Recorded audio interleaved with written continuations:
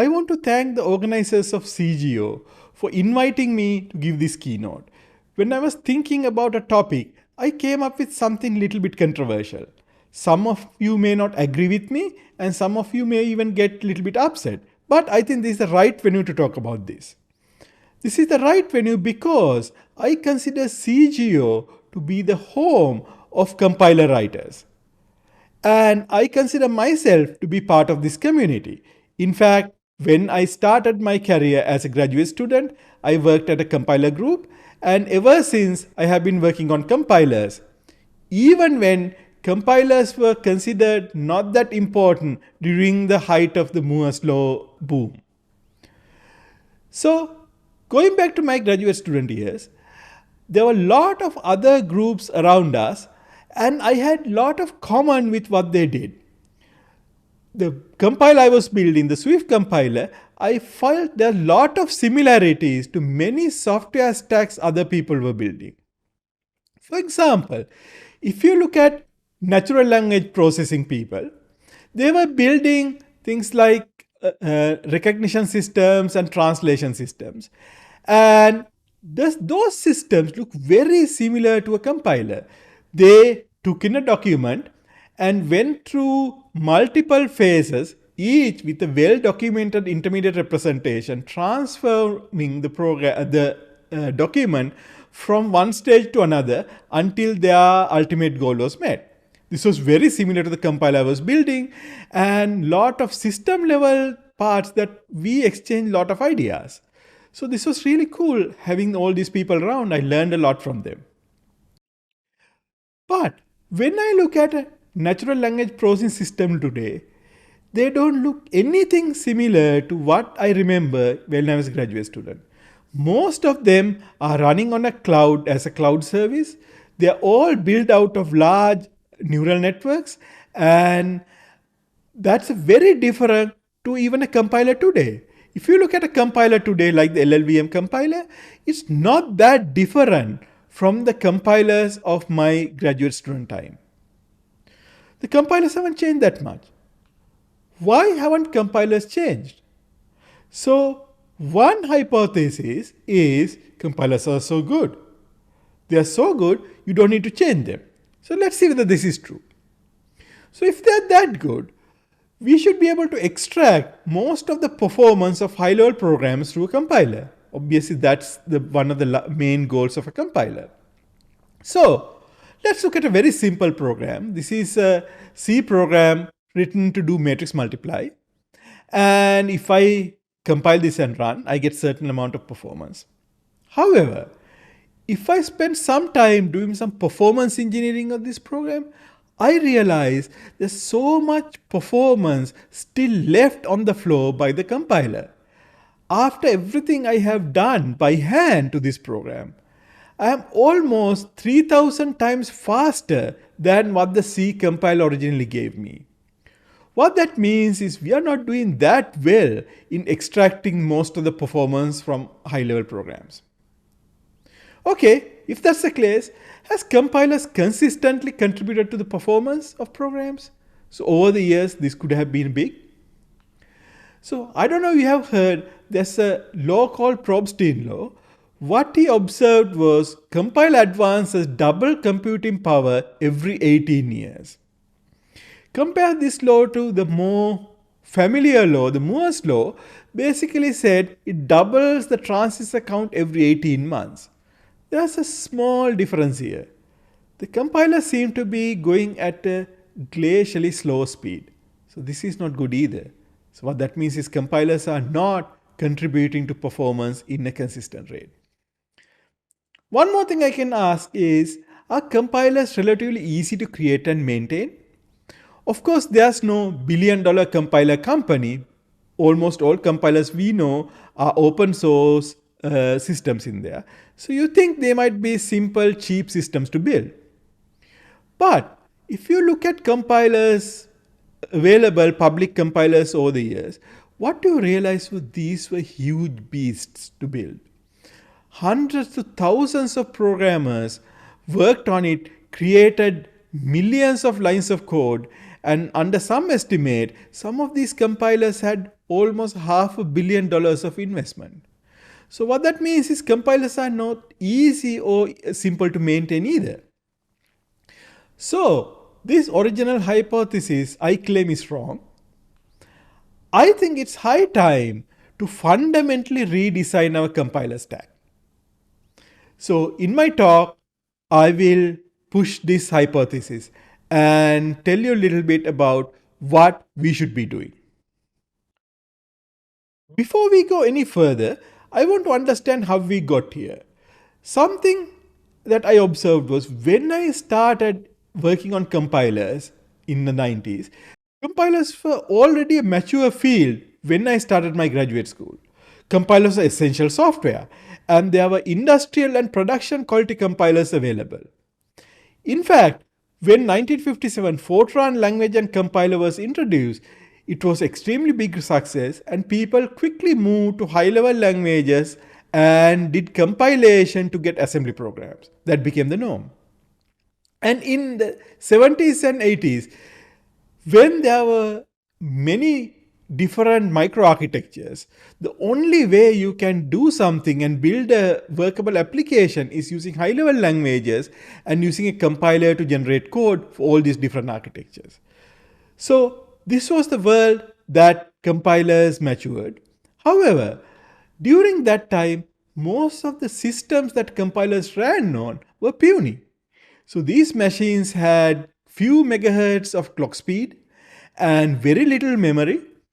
And in fact, probably the largest program these machines ran was the compiler. And because of that, compilers were designed to work on these minimal systems. So many early design decisions were made because of lack of memory and lack of compute performance available. And a lot of those decisions, I believe, still pre-exist in current systems. So that can explain a lot of where the compilers are today. So when you look back, what has changed over the last 30 years?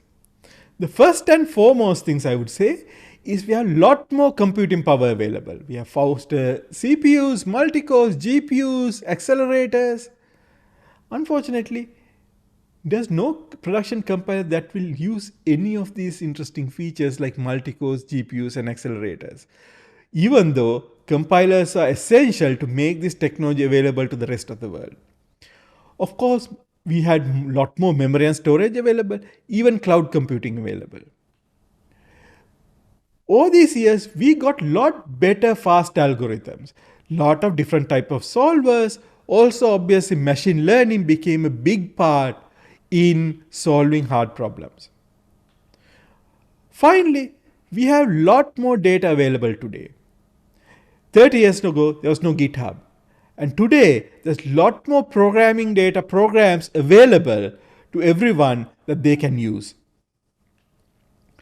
So how can we bring compiler technology to the 21st century? So one of the most obvious things is use more compute power. Why not use all the parallelism available, all the accelerators like GPUs, and obviously the cloud? The current compilers do nothing like that. Also, can you use better algorithms? If you look at a lot of complexity in compilers, you can attribute that to search problems in doing optimization.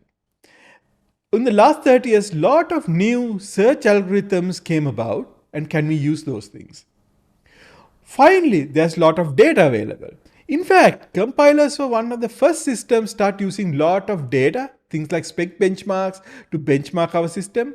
But we should move into things like mining this data and using that to learn and improve our systems. So today, I'm going to talk about 3 things that I think can improve the compilers drastically and go to the next stage of compiling. So let's start with building a compiler as a service. If you look at a structure of a modern compiler, you will realize it's built with ancient technology. Even the best compiler today is a command line tool running on the developer's workstation or at best a local cluster. It uses a single CPU thread and executes sequentially bunch of phases to transform the program to bunch of levels of intermediate representation final to assembly. This has many implications. First of all, because of this single threaded local execution, compile time still matters a lot. So what that means, production compilers don't use any expensive analysis. They try not to do any kind of global optimizations. Because it's running local machines, memory footprint still matters a lot. So it uses highly optimized data structures to get use least amount of memory. It do limited to no global optimizations again, because global optimizations and analysis will take a lot of memory. And also because they are single application, there's no path to learn and improve. One thing I really like to see is compile as a service running on the cloud. In fact, there have been few experiments. For example, this Llama system, which is simple interface to existing LLVM compiler to run as AWS Lambda, it can build LLVM in 90 seconds compared to 10 minutes in a pretty beefy machine. So it's obvious that if you have a compile as a service, we will get good performance. We will have access to unlimited amount of processing power on the cloud. We can even access accelerators, have unlimited memory and storage available on the cloud. We can use modern system building methods and frameworks to build our compiler. Finally, we have the ability to learn from everyone who's going to use this service and improve it over time continuously. So let's look at how you can do things like analysis and transformations. Most of the compile is in fact very parallel. You have parsers, and parsers basically deal with files at a time. Files get decomposed into functions, to basic blocks, and even to statements. And for many analysis and transformations, each of them can be stateless things that they work on. This maps very well into serverless computing paradigm. So why not build our compiler as a serverless system using bunch of small microservices that will deal with the smallest granularity of optimization? The interesting thing is, even you have a very large program, the size of functions and basic blocks don't normally scale. They are constant. So because of that, you might be able to give constant compile time regardless of the size of the program. It will be really cool. That can really improve the productivity of the programming community. How about if you want to do interprocedural analysis? Today, compilers rarely do this type of analysis on real application. Things like interprocedural type specialization, constant propagation, inlining, these kind of optimizations are too expensive or have to take too much memory, so they're not done. So we as a community keep writing a lot of these beautiful papers that never get used in practice because practitioners cannot implement these kind of global optimizations. On the other hand, these type of optimization fits on the cloud very nicely. For example, on distributed graph processing. A lot of these optimization can be expressed as graph computing, and there are many frameworks available that will scale well. These frameworks have been scaled to millions to billions of nodes, and they even use accelerators such as GPUs to get good performance. So if we can go to these kind of frameworks and express our problems within graph computing domain, we might be able to get global analysis available to the community all the time.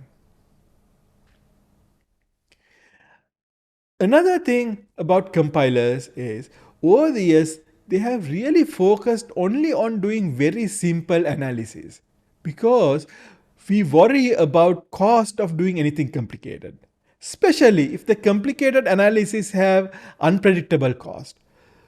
Again, the research community has done amazing work in polyhedral analysis, program synthesis, and many fancy techniques for them to never see the light of the day because the practitioners are not willing to use these highly expensive and unpredictable techniques. But modern systems use redundancy to hide tail latency, and we can take advantage of these properties.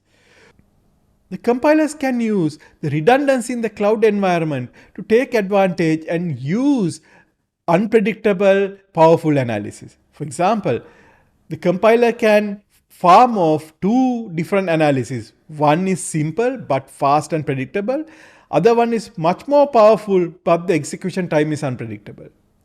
If the unpredictable one finish on time, you can use its value and proceed with much better results.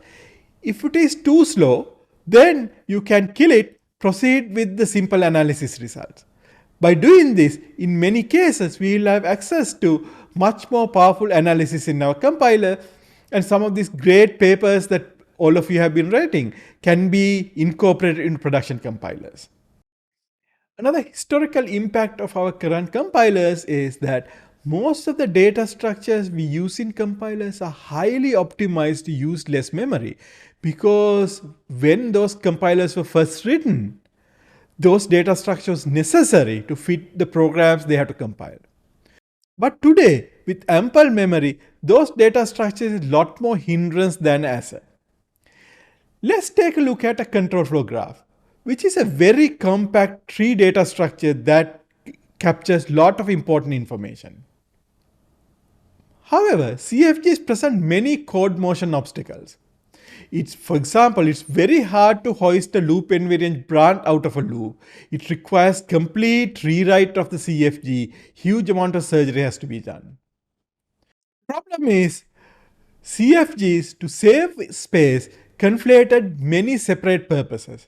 For example, it captured date code layout, which instructions should execute together. Also, it tried to capture control dependence, whether instructions should get executed.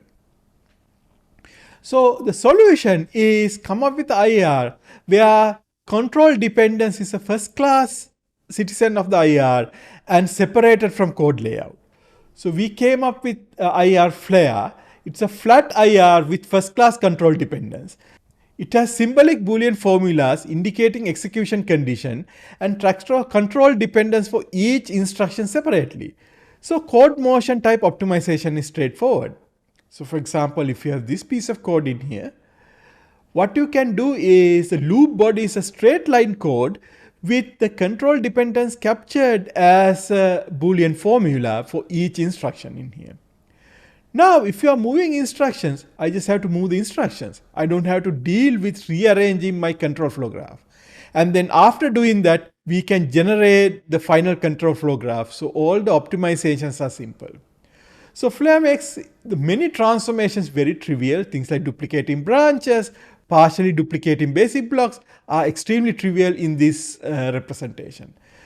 By using Flare IR, transformation complexity is invariant with the control flow nesting. So you can have a deeply complex control flow and we can still keep doing transformation as all the instructions are flat.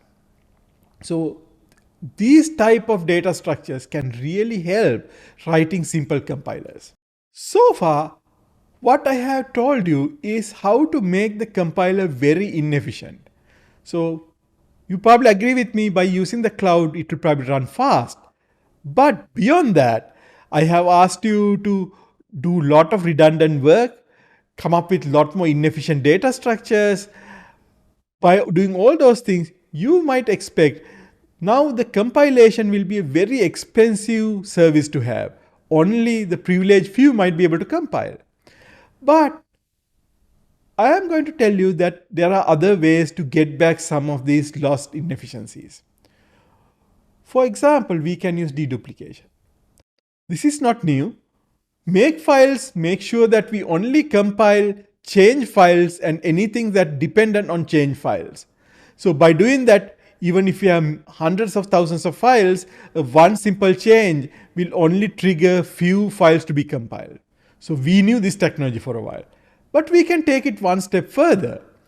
Because if you have a SaaS system for compiling, and if many programs are using that, every time new job is submitted, it's probably a very small variation of a program that it has seen before and compiled. In fact, many cases it's probably the exact program that you have seen before. Think about how many times people might be compiling LLVM. only the first time round when the release was made, you have to compile it. Afterward, basically you might be able to use most of the work instead of recompiling. This is not new, and memoization and deduplication has been there, and things like SAS system use these extensively to reduce storage. And we can piggyback on this kind of technology and really reduce compile cost. Even though one I propose will reduce the efficiency of the compiler, if we has a compilation as a service, I think we might make it even faster and more efficient than running the compiler on your individual machine. Finally, when you have a compiler as a service, you see many programs growing through the system. So what that means is it's very clear to understand the usage of your compiler, because you see all the data, everything everybody is compiling, you see that. And if there's failures, it's obvious because you will see that happening. And you can use that information to basically improve the compiler. So you can combine your development with your operations. The operations can run your compiler, gather data, and provide feedback to the development team. And the development team can look at the feedback. If they realize something is not right, they can improve the compiler and immediately give an improved version back to the ops team, who can deploy that and get that benefit immediately to the users. So this can not only get immediate benefit to the users, but make the compiler improve over time. This is the kind of harmonious cycle that companies like Facebook and Google use every day. And if we can also build compilers using this kind of improvement, I think we will get really good compilers fast.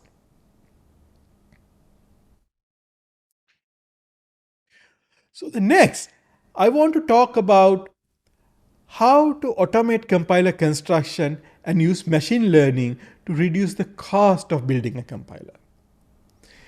In order to do that, so I want to start with this beautiful model of compile optimization Charit Mendis developed. And in this model, what you see is a compile is represented as something that takes a high-level language, convert it to intermediate representation. And that intermediate representation or representations go through multiple optimization phases to produce an optimized intermediate representation that get lowered down to assembly for hardware. So if you look at these optimization passes, in a production compiler, there are many passes, tens to almost hundreds of passes. And each of these passes, if you look at closely, what it does is it takes an input program, it takes an input intermediate representation, optimize it to produce an optimized output intermediate representation. Hopefully will run a little bit faster, but will produce exactly the same result as the input intermediate representation. So this optimization can be viewed as three separate things happening in here. First thing is you need to have a transformation space given the input intermediate representation. What that means is that input, what are all the semantically equivalent transformations you can perform to that input, because you want to make sure it's correct. So that gives you the transformations. This page can be huge. And then what you have is, in large chunks of that space, you have a cost model that will say, if you produce this result, here's the cost or the improvement that you will get in execution time. And then what you need is optimization strategy to take from the initial input IR and keep moving it around and finding the cost until you find some place that is, you think, the best performant version of the program, and that is what you're going to output to next level. So this is how most of the compiler transformations phases work. So you can separate this into two kinds. First, the transformation space is about correctness. So if you stay within the transformation space, you're always going to produce a correct program. So you have to make sure using program logic, you get that. And then there's the optimization part, which is searching through this entire space using a cost model and optimization strategy. This can be optimized using machine learning. So what I want to do next is look at this Mendis's model and see how it can be applied to vectorization. So today, if you look at a vectorizer in a modern compiler like LLVM, everything is written in manual. The transformation space is handwritten using bunch of transformation or tree rewriting rules.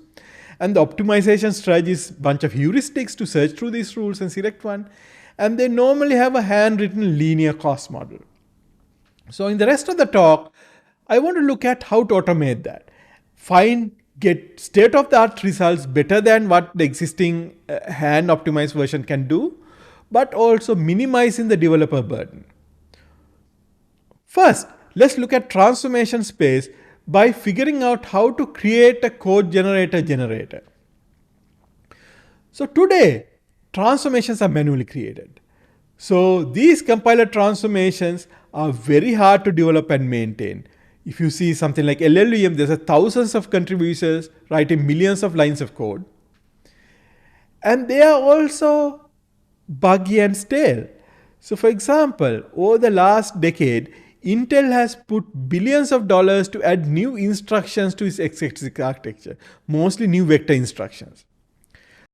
However, the current LLVM compiler can organically generate less than 1/3 of those instructions.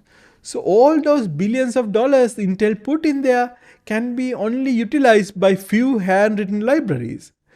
The compilers are running far behind the architects in taking advantage of these processes. So can we automatically generate these transformations? Many relevant tools for automatic generation was created by the programming language community. For example, domain-specific languages, program synthesis type tools came from our community. And in fact, if you look into the history, many pioneering compilers were the early users of these tools. For example, earliest compilers used domain-specific language for lexer generation and parser generation. However, we haven't been aggressive enough. Can we aggressively use these tools to generate compiler parsers from high-level specification? So let me tell you a little bit about Vegan, a vectorizer generator. So Intel and ARM and other vendors, when they produce a chip, they in fact give a high-level specification of all the instructions, mainly as a way of documentation. So they have this precise description of the instructions. And what Vegan does is it takes in this description as an input program, and in the Vegan generator will generate a target specific vectorizer using those instructions. So if the instruction set has 10 instructions or 3000 instructions, it's not that different for Vegan. It basically will automatically create this vectorizer. And this vectorizer is pretty good. It basically finds the transformation space where you take a scalar and map to a SIMD vector instructions, or many new instructions that's coming up in Intel's vector units are actually not SIMD. And because we have the precise semantics, we can actually also take advantage of those non-SIMD vector instructions. And so once you have a target specific vectorizer created, you can take any scalar program and send it through this target specific vectorizer and get really high performance vector code generated. And if you look at the performance of what Vegan can do for these selected benchmarks, it's doing much better than hand optimized LLVA, which thousands of human hours has gone into very finely crafting all these optimization and instruction selections and tree rewriting rules. And Vegan can automatically generate something much better. So this is really cool. Next thing we want to look at is optimization strategy. Can we, instead of hand hacking the optimization strategy, learn this? So one simple thing, if you show my early slide on what NLP people did, they basically took the input document, fed it to a tuned neural network and got the output. Can we do the same? Can we use neural machine translation? For NLP, if you get a 90% accuracy, the user would be very, very happy. Unfortunately, we have trained our users to expect 100% accuracy of the compiler. So even if you say, I will give you a really fast program that 98% of the time will produce the right code, I don't think the compiler users will be happy. We need to guarantee correctness of our generated code. Also, this problem is way too hard. The search space is huge. So we have to deal with these both issues. So one place to learn is something like the AlphaGo game. So what did AlphaGo do? What AlphaGo did is, instead of just do random changes to the board, it figure out all the valid moves and it selects a one valid action out of all the valid moves. That is what it's learning, what move to do. And it update the board and it will iterate, and it will basically get a reward at the end whether you win or lose by doing this strategy. And this is done using Markov decision process. So we can do the same thing in the compiler. The Vimal system we developed, it basically for vectorization. So vectorization when be viewed as taking instruction and packing isomorphic instructions together. So there are a lot of possible valid packs you can do. And what Vimal's task is to figure out what valid pack to choose, and it will do that transformation. And then now we have a new state, and then we'll basically move that state to the start state and figure out all the valid transformation you can make on that, and basically choose that valid transformation, iterate until you have a final program. And then you get a reward to figure out the speed of execution. The faster you ran, you get a better reward, and Vimal can learn that. The question is, how do you solve this thing? How do you learn this? So previous to Vimal, what we did was we came up with a perfect solution. By using an integer linear programming system, we came up with the optimal solution to this problem. And what we did was we used that as an oracle to train this neural network. So what we find is this black line is what the best LLVM can do. In many cases, both GoSLP and Vimal was able to beat LLVM's vectorizer, which is handwritten and hand optimized for a long time. So this is really cool. But you might find something a little bit strange in here. I told you that GoSLP was the optimal solution. So what that means is there shouldn't be anything going that can go faster than that. You realize in one case, LLVM was faster than the optimal solution. And about 3 cases, Vimal was faster than optimal solution. You ask, how can be faster than optimal?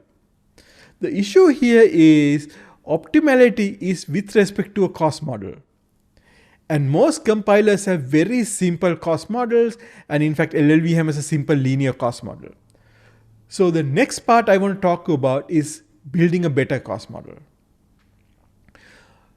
So building accurate cost models are hard. So what that means is, given a program, I need to predict if it runs on a certain microprocessor, how many cycles it takes. I need to predict that in my analytical model. Normally these models are about 20% off. Why? Because the processes are very complicated. They have many different parts in here. Some of them has long-lasting states in here captured.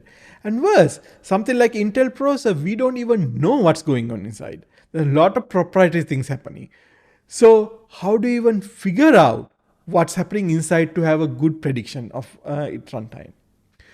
Only thing we get is like about 3,000 pages of documentation that in excruciating detail, Intel will tell what might be happening. And sometimes this is not even correct because there's no way to test the documentation. So systems like LLVM MCA has done is, by carefully analyzing this documentation and producing a very complex cost model that the LLVM will use to make decisions. But these models are very tedious to develop and maintain. And there's a lot of human error, and also there's even modeling error in here. A funny fact is the LLVM's Intel performance model was developed using AMD hardware. And those models were not even validated with AMD hardware. So there are many things that the model says is not corresponds to what actually happens. So this is what the state of the art is. So what we did was, we thought, can we use a deep neural network to learn, given a program, how many cycles it will take. And the system we built, I will show you, is fast and accurate. So what does it do? It takes a set of instructions. We are not going to extract any features out of the instruction. We have a very direct tokenization and embedding of those instructions. And we run this instruction with 2 levels of LSTMs that will basically come up with a prediction of the throughput. And training this thing is not that difficult. We collected about 1.4 million basic blocks using spec benchmarks and as parallel benchmarks. And we ran it on the real deal, real hardware, and measured the runtime or throughput of each basic block. And then we ran it also the basic block through the neural network, and it came with a prediction. And we figured out how off the prediction is and backpropagated that to improve the neural network and train the neural network. So if you look at what we could do compared to LLVM MCA and Ayaka, which is in fact an Intel produced tool who has access to internal of Intel hardware, so they should be able to do better. Our tool is about 2x better than any of those other tools in prediction. And even better, if you have a new architecture, I don't have to spend human hours and hours rewriting this very tedious model. I just have to set it up, let it run for a couple of days and auto-train it, and then voila, you got a new model. So here are a few ways we can improve our compiler construction and build our compiler 2.0. I talked to you about 3 different ways that we should aim at building our next generation compiler. Build a compiler as a service, and automate compiler construction, and heavily use machine learning to simplify the way we build compilers. So before I conclude, I have a few final thoughts. Why should we have new compiler infrastructure?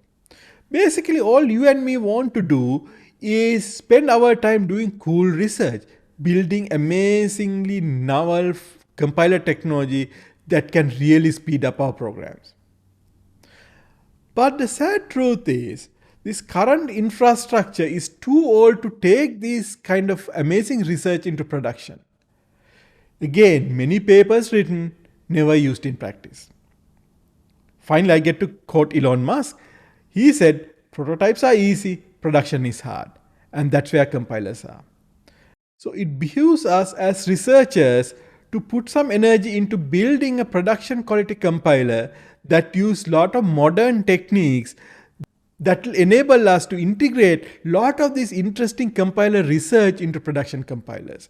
I know there are new efforts like MLIR, but I think these efforts are still not sufficient. We need to be a lot more bold and outgoing in doing that. I hope some of you will take it to heart and will start building this kind of a next generation compiler infrastructure. So another thing is, I'm very excited about using machine learning. Given Charit Mendes categorization, can we build a full compiler stack in this way? All our transformations still produce the correct program. However, there are a bunch of interesting work coming up looking at doing transformation that in fact will make the program output incorrect, and search through the space and using techniques such as verification to basically get out of that local minima and perhaps end up in a much better space by traversing through the area where the program is producing incorrect results. So this might be an interesting thing. It would be interesting to see where this type of technology ends up. Another interesting thing is to break these parse abstractions that we build compilers out of. You may ask, why do we have parsers in the compiler? That's because when we were first building compilers, we built parsers to fit algorithms. There was a good tree search algorithm, so therefore instruction selection parse was created. There was a graph coloring algorithm, So therefore, register allocation pass was created. Right now, these passes have stuck over the years. They have become religion. And we are trying to optimize these passes in here.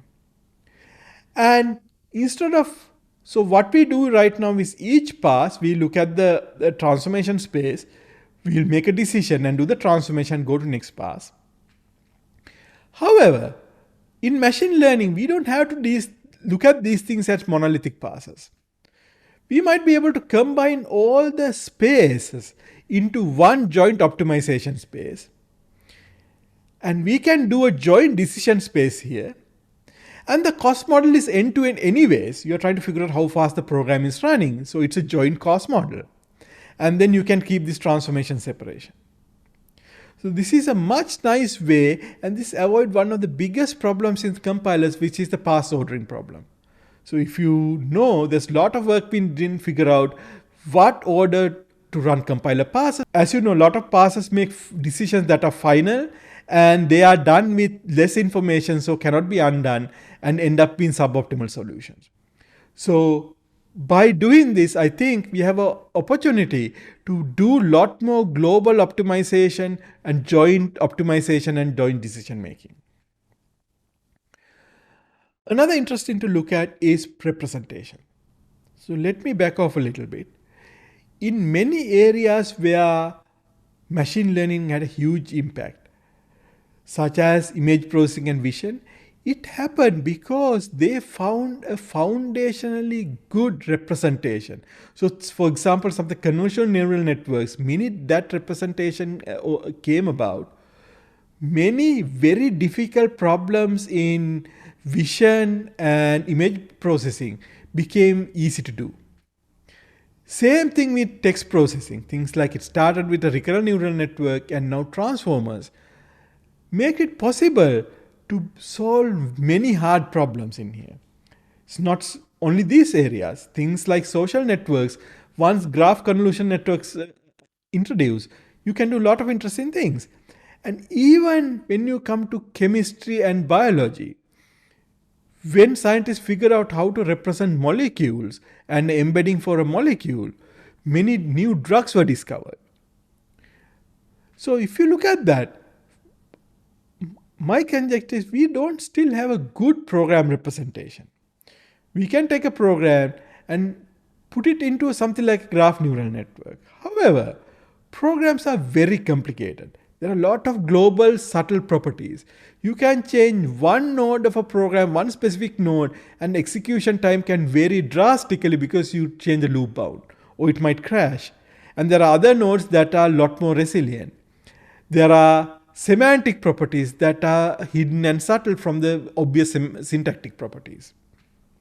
And if you can come up with a real good representation or embedding for programs, we're not only able to solve the automatic program optimization problem, many other problems and interesting things you can do with programs might be very easy to do with this representation.